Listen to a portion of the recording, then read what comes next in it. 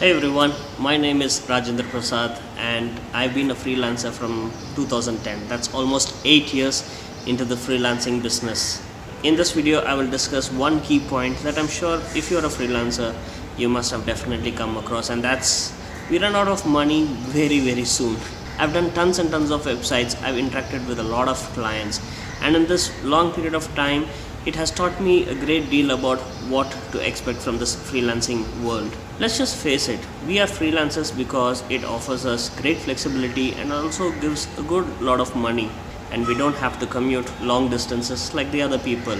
But money is something that is unreliable because we don't get a monthly salary.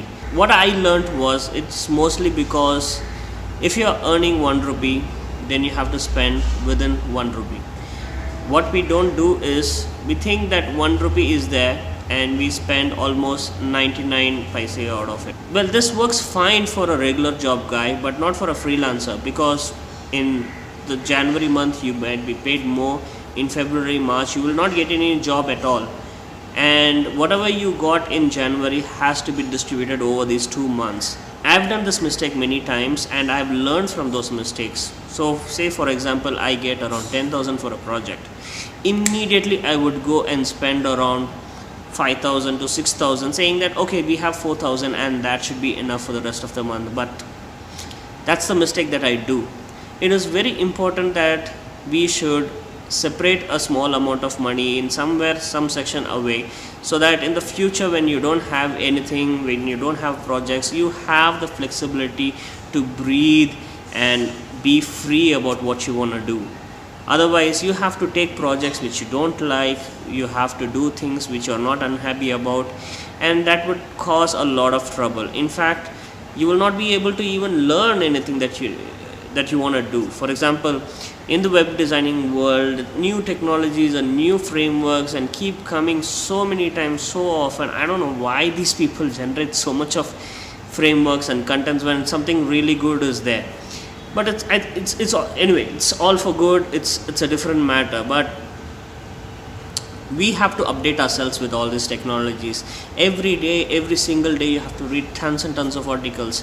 But if you're constantly working and if you're constantly delivering, when do you do this? Saturdays and Sundays, when you're supposed to spend time with your family, you have to at least breathe, you have to at least relax. Only then Monday you will be able to do really good work. So when do you actually do it? Well, you have to take time off to your work, and to do that you need money. You need money for that breathing space, and freelancers run out of it because when we are paid huge, then we go out and spend. So here's what I propose that you guys have to do. Let us save.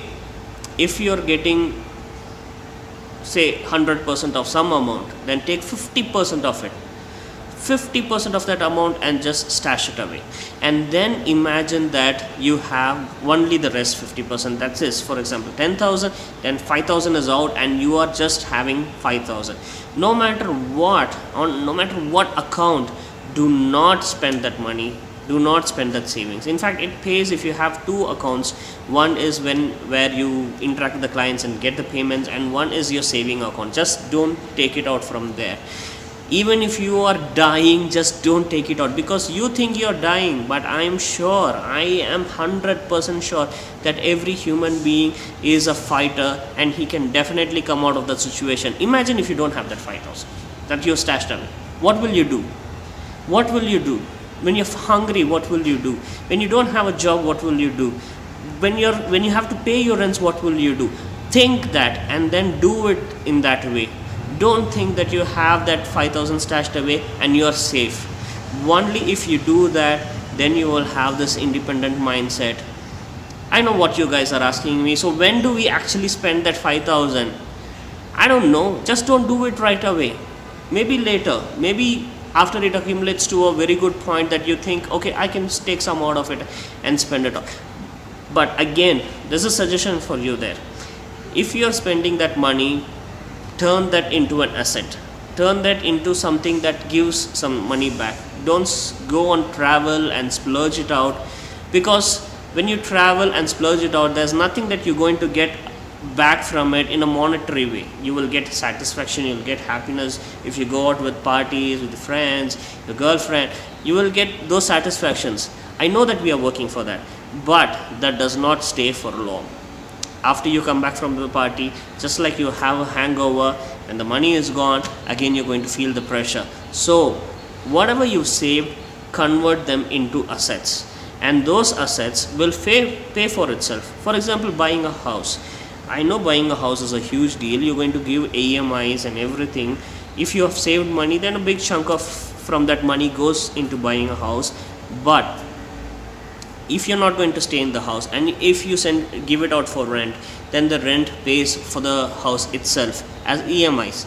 So now you will have a house, instead of just having. But to buy a house, there should be an initial investment, and only then EMI comes, and that initial investment can come from your savings. So like this is just one example where you can invest. There are tons and tons. I'm not an investment expert. I'm just here to tell you, as a freelancer, to another freelancer who's coming up new in this business, who are budding. Do not make the mistakes that we made. Do not make the mistakes that I made. Please save your money, and please save a good chunk of it. Do not spend it. So what did we learn here? Spend within what you have earned. If you earn 10 rupees, then save at least 50% of it, and do not take the remaining 50% unless you are dead. Let your family people take it, but you are not taking it. If you are taking it, let the saving grow up to a good amount of money, and then you can invest that into becoming an asset, which will again pay you. You are a freelancer and there is no support for you, and you have to be your own master. So I hope this helps. I'll be talking to you almost every day about this subject, on different various topics, on how to apply for jobs, how to manage your work and personal life, so many different topics. So I hope to see you in all those videos. Please do subscribe to the channel, and just ask me any question that you want. I read the comments and I will definitely answer you. Thank you for watching. Bye bye.